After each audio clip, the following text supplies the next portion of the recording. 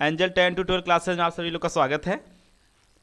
आज से हम स्टार्ट कर रहे हैं चैप्टर 1 से चैप्टर 14 तक, मतलब चैप्टर 1 से चैप्टर 14 तक जो भी इंपॉर्टेंट प्रश्न बनेंगे उसके बहुविकल्पी प्रश्न, और साथ साथ में हम आपको लास्ट में जो भी चैप्टर 1 से अति लघु उत्तरीय प्रश्न बनेंगे 1 नंबर के, उसको भी कंप्लीट कराएंगे। ठीक है, तो वीडियो बने रहें और चैनल को सब्सक्राइब करना ना भूलें और वीडियो को लाइक भी कर दें। ठीक है, चलिए स्टार्ट करते हैं हम लोग। देखिए, आज का पहला क्वेश्चन आपके सामने है। एक बात और याद रखें, अभी तक जिन्होंने सिलेबस ना कंप्लीट किया, उस सिलेबस कंप्लीट करने के चक्कर में अब ना पड़े। ठीक है, ठीक है। अब जो भी प्रश्न बन रहे हैं यहाँ आप बन जाइए, आपको जो भी प्रश्न सबको नोट करते चलिए आप, और साथ साथ में इसको तैयार करते चलिए। आप यहाँ से अगर जो भी क्लासेस आपको दी जा रही हैं आप इसको कंप्लीट कर लेते हैं तो आपके 50+ नंबर फिजिक्स में आराम से प्राप्त हो सकते हैं। ठीक है, लेकिन हाँ, कहते हैं मेहनत करेंगे तभी। ठीक है, बिना मेहनत के कुछ नहीं होता। चलिए, आज का पहला क्वेश्चन आपके सामने होगा, 8 कूलम ऋण आवेश में विद्यमान इलेक्ट्रॉनों की संख्या क्या है। तो हमें उम्मीद है आप पहले चैप्टर के सब पहले फार्मूले याद रखेंगे। ठीक है, अगर आप चाहते हैं कि सभी चैप्टर वाइज फार्मूले आपको मिल जाएं तो वीडियो में कमेंट करेंगे, हम आपको सभी टेलीग्राम चैनल पर इसको प्रोवाइड करा देंगे। ठीक है, चलिए, आपका पहला प्रश्न है, 8 कूलम ऋण आवेश में विद्यमान इलेक्ट्रॉनों की संख्या ज्ञात कीजिए। देखिए, इलेक्ट्रॉनों की संख्या मतलब एन ज्ञात करनी। क्या ज्ञात करनी है? एन। इलेक्ट्रॉनों की संख्या क्या होती है? एन होती है ना। क्या होती है भाई? एन होती है ना। देखिए, क्यू इक्वल टू, अब जानते हैं क्यू इक्वल टू क्या होती है? N I. Q equal to N I. Q की वैल्यू कितना दिए? 8 कूलम। 8 कूलम दिए हैं। क्यू इक्वल टू कितना दिए हैं? 8 कूलम दिए हैं। ठीक है, विद्यमान इलेक्ट्रॉनों की संख्या मतलब एन ज्ञात करनी है। तो निकालिए, क्यू की वैल्यू कितना? 8 है, बराबर एन की वैल्यू निकालनी है। ई की वैल्यू कितनी है? 1.6 गुणे 10⁻⁻19 होती है ना, ये होती है। तो यहाँ दशमलव देखो, एक से कर लो, एन की निकालनी वैल्यू। एन इक्वल टू कितनी हो जाएगी? 8/1.6 इंटू 10⁻⁻19। यहाँ दशमलव हटाएंगे तो यहाँ 80 हो जाएगी। तो 16×5 = 80, 16×5 = 80। यहाँ -19 से ऊपर जाएगी, +19 हो जाएगी। 5 × 10⁻19। कौन सा ऑप्शन होगा सही? Option A is the right answer. ठीक है, समझ गए बात को? समझे? चलिए, अगला क्वेश्चन आपके सामने। अगला प्रश्न आपके सामने देखिए, बोर्ड एग्जाम कई बार ये पूछ चुका है, निर्वात की विद्युतशीलता का मात्रक। आपसे यहाँ हम 2 प्रश्न पूछेंगे और आप जवाब देंगे। सबसे पहले आप जवाब को देना होगा आपको, निर्वात की विद्युतशीलता किससे प्रदर्शित करते हैं? एप्सिलॉन नॉट से। ठीक है, इसका वैल्यू कितना होता है? 8 × 85 × 10⁻⁻12। मात्रक आप बताएंगे। मात्रक में ही बताना है। मात्रक बताओ क्या होती है? मात्रक कूलम स्क्वायर बटे। बहुत सही, तैयारी काफ़ी परिपक्व हो चुकी है आप लोगों की।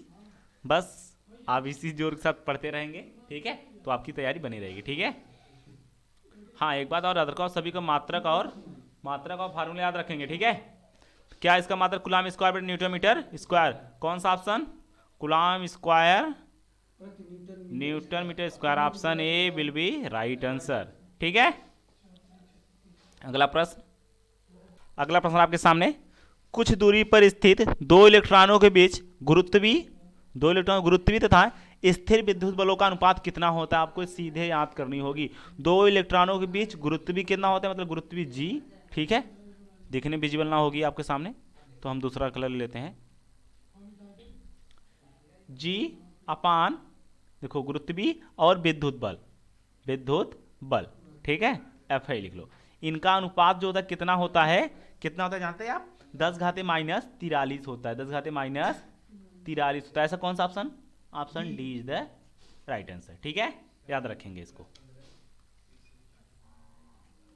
ये वैल्यू फिक्स है इसका। ठीक है, गुरुत्वीय तथा स्थिर बलों का अनुपात कितना होता है? 10⁻43 होता है। ठीक है, अब एक और बात रखें, कैपिटल जी का मान कितना होता है?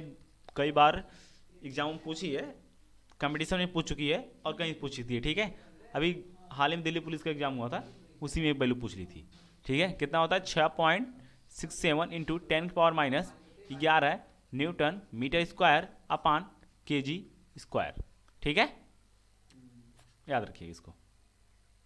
देखिए, चलो, अगला प्रश्न आपके सामने है, 3 इलेक्ट्रॉनिक आवेश वाले 0.001 मिलीग्राम द्रव्यमान की एक तेल की बूंद को संतुलित करने के लिए विद्युत क्षेत्र का मान। मोस्ट इंपॉर्टेंट न्यूमेरिकल है, कई बार एग्जाम में पूछी है। कई बार बोर्ड एग्जाम पूछी है, तो इसको हम सिखा देंगे आपको। देखिए कैसे करना है। देखिए 3 इलेक्ट्रॉनिक आवेश है, मतलब Q इक्वल टू तुम्हें कितना दिया है 3E। कितना दिया है 3। एक E का वैल्यू कितना होता है 1.6 इंटू 10⁻19। ठीक है, तो 3 इंटू 1.6 इंटू 10⁻19 कितने 16 48 4.8 इंटू 10⁻19। ठीक है, -19। ये किसकी वैल्यू हो गई आपके सामने Q की। ठीक है, अब इतनी Q की वैल्यू हो गई। अब जरा बताएंगे M की वैल्यू, मिलीग्राम मतलब M की वैल्यू कितनी दी है, M इक्वल टू कितनी दी है 0.001 मिलीग्राम। मिलीग्राम, मिलीग्राम को पहले इसमें केजी ग्राम में बदल, किसमें बदलना केजी में बदलना होगा। ठीक है, केजी में बदलने के लिए क्या करोगे बताओ। देखो पहले मिली को मीटर में बदलो, मिली को ग्राम में बदलो, ग्राम में फिर इसको कर लो। 0.001 है, मिली घटाने के लिए क्या होगा 10⁻³ से गुणा क्या हो जाएगा ग्राम में हो गया। किसमें हो गया मीटर ग्राम में हो गया। ठीक है, किसमें, अब इसको केजी में बदलना हो तो 1000 से भाग दे देते हैं, 1000 से भाग देते हैं मतलब 10 की पावर मतलब -1 नीचे आएगा ऊपर कर दिए। ठीक है, एम इक्वल टू कितनी हो जाएगी 0.001 इंटू 10⁻6 हो जाएगी, -6। क्योंकि देखो एक मिनट, तो यहाँ थोड़ा इसको करेक्शन कर देते हैं आपके सामने, थोड़ा समझने में आपको आसान होगी। रुक जाइए एक मिनट, इसको हम भाग करते हैं ना, केजी बदलने के लिए क्या करते हैं 1000 से भाग करोगे ना ग्राम केजी बदलने के लिए, तो 10⁻³ ऊपर जाएगी, 10⁻³ 10⁻³ कितनी हो जाएगी 10⁻6 हो जाएगी। तो एम की वैल्यू कितनी आ गई 0.01 इंटू 10⁻6। ठीक है, अब जरा बताइए, आप जानते हैं ना एफ इक्वल टू क्या होती है, ई इक्वल टू क्या होती है F/Q होती है ना, F/Q। जरा बताओ एफ इक्वल टू क्या होती है mg, F equal to mg और EQ। निकालना क्या है, ई की वैल्यू निकालनी है ना, विद्युत क्षेत्र का मान ज्ञात करना है। देखो विद्युत क्षेत्र का मान ज्ञात करना है, बताइए जरा ई बराबर क्या हो जाएगी आपकी mg, यहाँ Q रहेगी ना, यहाँ Q रहेगी। ठीक है, ये mg/Q वैल्यू रखिए और इसको सॉल्व करेंगे आप। ठीक है, अब इतना तो आप कर ही सकते हैं ना, वैल्यू आपके सबके सामने, एम की वैल्यू है आपके सामने, देखिए इतना है। ठीक है, एम की वैल्यू कहाँ है यहाँ पर है, और क्यू की वैल्यू कहाँ है आपके सामने, क्यू कहाँ है, और क्यू की वैल्यू तुम्हारे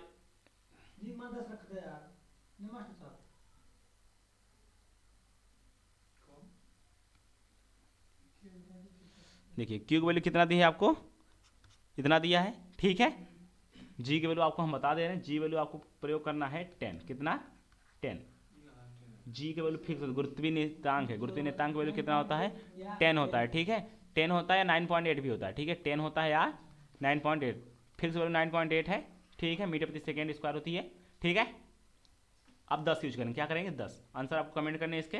ठीक है, ये आपके लिए होमवर्क में रहेगी क्वेश्चन। ठीक है, आंसर आपको बताना है। ठीक है, अगला क्वेश्चन, अगला प्रश्न आपके सामने है, किसी विद्युत रोधी माध्यम का प्रयुक्तांक K हो सकता है, मतलब K का मान कितना हो सकता है किसी भी माध्यम के लिए, विद्युत रोधी माध्यम के लिए।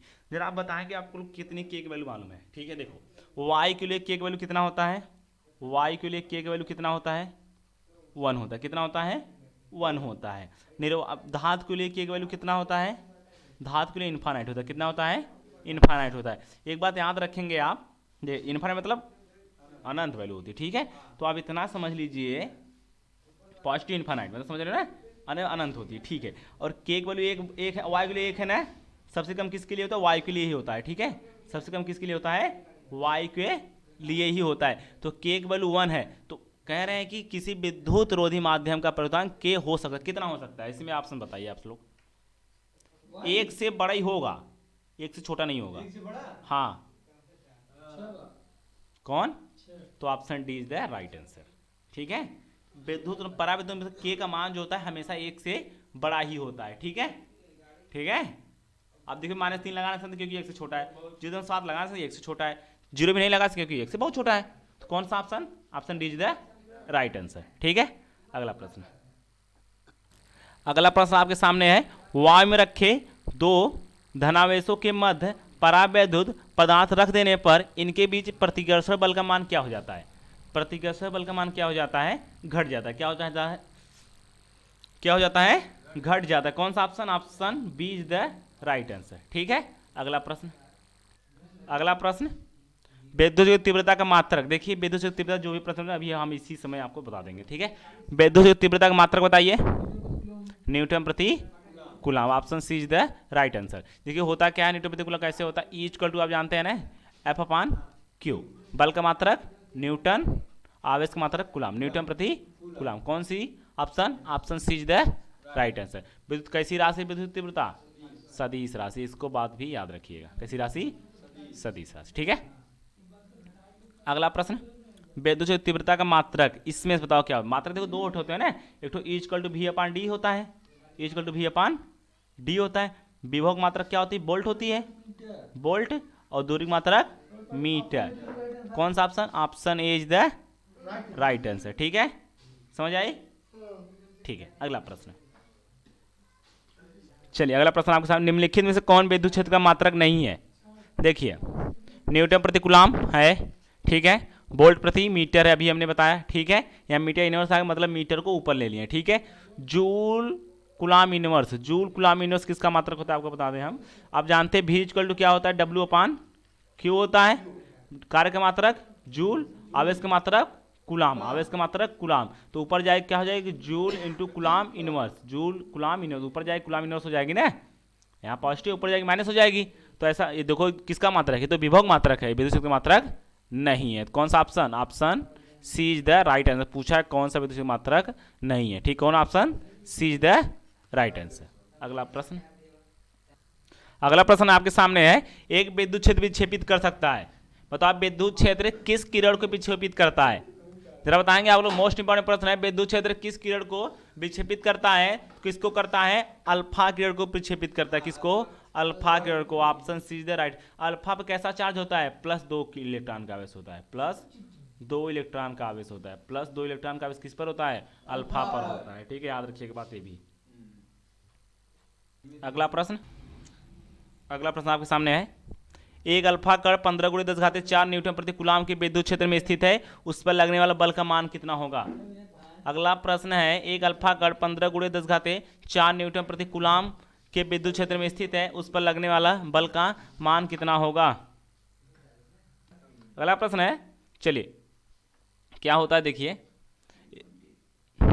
देखिए अल्फा कण है ना, जरा बताइए अल्फा कण इलेक्ट्रॉन कितना आवेश होता है, 2e का आवेश होता है, कितना, 2e का आवेश होता है, मतलब 2 गुणे 1.6 इंटू 10⁻⁻19, कितना, 16 दूना 32, 3.2 गुणे 10⁻⁻19 कूलम का आवेश है, कितना है, कूलम का आवेश है, कितना लग रहा है, 15×10⁴ न्यूटन प्रति कूलम। न्यूटन प्रति कूलम मात्रक से पहचान सकते हैं आप क्या है, ये विद्युत क्षेत्र है, क्या है, विद्युत क्षेत्र है। इक्वल टू आप कितना दिए हैं, 15×10⁴ दिए हैं, ठीक है, 15×10⁴ दिए हैं, तो निकाल लीजिए बल, बल बराबर क्या होता है, F equal to Q E, F equal to Q E, Q कितना दिया है, 3.2 इंटू 10⁻⁻19 इंटू 15 इंटू 10⁴ क्या है, ई है, 15 दूना 30, 30 का शून्य हासिल लगा, कितना हासिल लगा बताओ, 15 दूना 30, कितना हासिल लगा, 3, 15 3 45, 45 सॉरी 15 दूना, हाँ 45 3 48, कितना 48, क्या अंक पे दशमलव, एक अंक पे दशमलव, कितना हुआ 10 घाते, यहाँ 14 19 में से घट जाए कितनी बचेगी, -15 बचेगी। जरा बताओ यहाँ से अगर एक अंक कम करोगे, घात एक तो कम करोगे तो यहाँ का आ जाएगी, एक अंक पे दशमलव आ जाएगी, मतलब कितना 4.8 इंटू 10⁻⁻14, एफ इक्वल टू कितनी आएगी, 4.8 इंटू 10⁻⁻14 न्यूटन। कौन सा ऑप्शन ऐसा है, ऑप्शन ए पहला ही ऑप्शन दिख गया, चलो आगे जाने को सकता नहीं, कौन सा option, option A is the right answer, ठीक है। आप बहुत विकल्प प्रश्न ना समझ के इसको साथ साथ में आप न्यूमेरिकल भी समझ के सॉल्व किए, न्यूमेरिकल 2 नंबर में भी बन सकती है, 3 नंबर भी बन सकती है, ठीक है, न्यूमेरिकल है, ठीक है, न्यूमेरिकल कहीं वैसे कहीं से भी बन सकती है, तो आप न्यूमेरिकल को साथ साथ में एक नंबर के नजर से नहीं देखेंगे आप इसे, ठीक है, न्यूमेरिकल आपको 2 नंबर भी मिल सकती है, ठीक है, 3 नंबर भी मिल सकती है, समझ रहे बात को ना, इसको भी समझते चलिए। अगला प्रश्न, विद्युत द्विध्रुव आघूर्ण एक वेक्टर होता है जिसकी दिशा होती है, बताओ। चलो कौन सा ऑप्शन हो, देखो द्विध्रुव में क्या होता है कि -q आवेश होता है, एक -q आवेश होता है और एक +q आवेश होता है, इनकी दिशा किस, माइनस से +q, कौन सा option, option D right answer, ठीक है। अगला प्रश्न, अगला प्रश्न, 5 कूलम आवेश के 2 बराबर तथा विपरीत आवेशों के बीच की दूरी 5 सेंटीमीटर है, ठीक है। इसका विद्युत द्विध्रुव आघूर्ण ज्ञात कीजिए। देखिए क्या होती है इसका फार्मूला, विद्युत द्विध्रुव आघूर्ण का फार्मूला क्या होती है, P equal to Q into 12 होती है, ठीक है। आपको कितनी दी है, क्यू वैल्यू कितनी दी है, 5 कूलम आवेश है। क्यू इक्वल कितना दिया है, 5 कूलम, 5 कूलम आवेश दिया है, और दूरी कितनी दी है इनके बीच की, 5 सेंटीमीटर। आप एक बात याद रखेंगे कि आपको जो भी सेंटीमीटर दिया रहेगा आप उसको मीटर में बदल लेंगे, ठीक है। 5 इंटू 10⁻² से गुणा कर देंगे तो किसी में बदल जाएगी, मीटर में बदल जाएगी, ठीक है, ठीक है। अब अगला देखिए, फार्मूला रखिए, क्यू वैल्यू तुम्हें कितना दिया है, 5 दिया है, और दूरी कितनी दी है, 5 इंटू 10⁻² दी है। आंसर 5 बचे, 25 इंटू 10⁻²। मात्रक क्या होती है, आवेश का मात्रक कूलम, दूरी की मात्रक मीटर, कूलम मीटर। कौन सा option, option A is the right answer, ठीक है।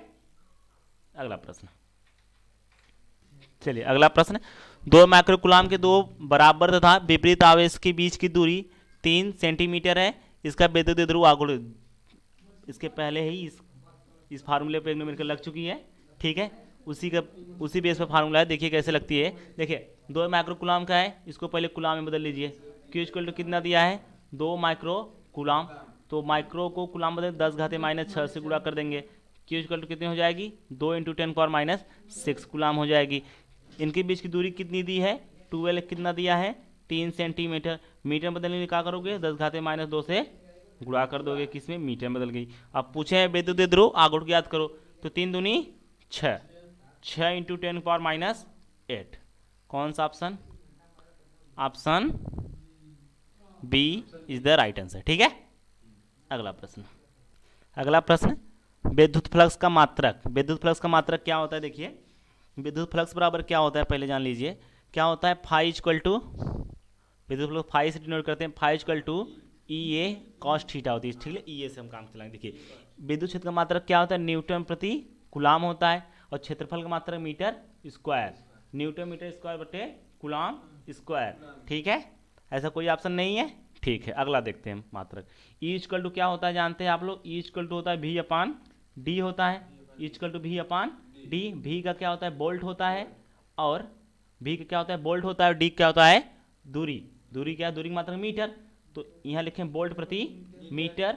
एरिया का मात्रक क्या, metre square, metre square, 1 metre से 1 मीटर कैंसिल हुआ, क्या, बोल्ट इंटू मीटर। ऐसा कौन सा option, option B right answer, ठीक है। दोनों मात्रक याद रखेंगे, और एक बात रखेंगे, विद्युत फ्लक्स कैसी राशि है, अदिश राशि, कैसी राशि, अदिश राशि है, ठीक है। इसको भी बात याद रखेंगे। अगला प्रश्न आपके सामने है, R1 और R2 त्रिज्याओं के दो चालक गोलों के पृष्ठों पर आवेश के घनत्व बराबर है, ठीक है। तो पृष्ठ और विद्युत क्षेत्र की तीव्रताओं का अनुपात ज्ञात करनी है। विद्युत क्षेत्र देखो, अगर घनत्व बराबर रहते हैं, ठीक है, अगर गोली चालक हैं उनके घनत्व बराबर हैं तो त्रिज्याओं का अनुपात भी बराबर होता है, ठीक है। तो कितना हो जाएगा, R1 अनुपाते R1 इक्वल टू, एक minute, R1 equal to R2, त्रिज्याओं का अनुपात भी समान होता है, ठीक है। तो 1:1, option D is the right answer, ठीक है। देखिए आज के लिए बहु विकल्प जितना था उतना हमने करा दिया। अब साथ में आप लिख लेंगे कि इससे अति लघु उत्तरीय जो प्रश्न बनते हैं उसको भी साथ साथ में लिख लेंगे, ठीक है। अब इस चैप्टर से जो भी अति लघु उत्तरीय प्रश्न बनते हैं उसको भी नोट कर लीजिए आप लोग। पहला प्रश्न है, विद्युत क्षेत्र की तीव्रता को परिभाषित कीजिए। विद्युत क्षेत्र की तीव्रता को परिभाषित कीजिए, परिभाषित कीजिए, ठीक है। दूसरा प्रश्न है, विद्युत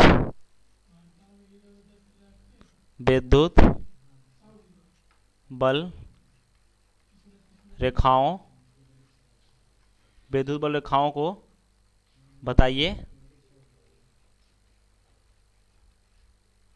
तथा इनके गुण को भी लिखिए, इनके गुण भी लिखिए, ठीक है। तीसरा प्रश्न आपका है, विद्युत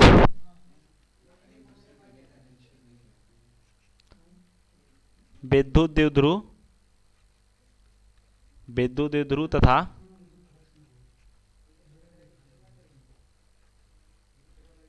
विद्युत द्विध्रुव,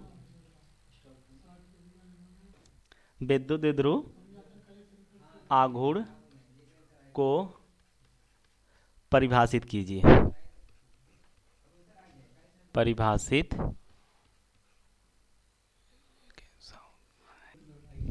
परिभाषित कीजिए। ठीक है, ये 3 तो शॉर्ट प्रश्न बनते हैं इस चैप्टर से, आप तैयार करें। ठीक है, राइटिंग में मत जाइएगा, राइटिंग थोड़ा पेन टैप पे लिखते हैं इसलिए बनता नहीं है, कॉपी थोड़ी नहीं जो बनती है। ठीक है, थोड़ा आप कॉम्प्रोमाइज़ कीजिएगा।